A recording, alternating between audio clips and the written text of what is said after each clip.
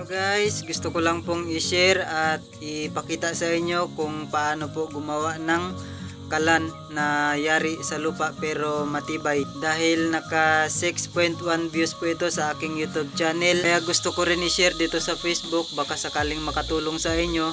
At kung gusto nyo pong bisitahin yung aking YouTube channel, Heron Sandacan din po yung pangalan ko doon. At ito guys, panoorin nyo itong video na ito.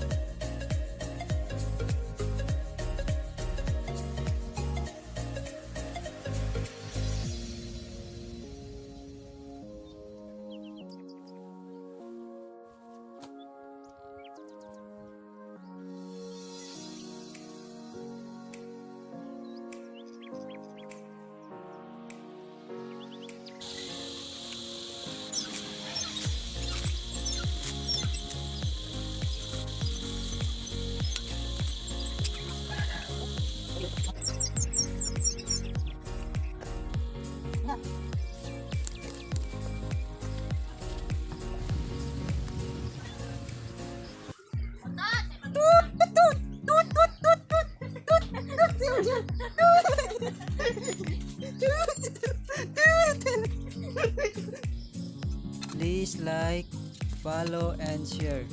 Maraming salamat po. At ito naman guys, yung para sa kahoy na ginawa ko. Yan po, pwede po yung kahoy dyan gamitin. Tapos yung isa guys, yan po yung dati kong ginawa na para sa uling. Matanda na po yan guys, more than 3 years na po yan, mag-4 na taon na.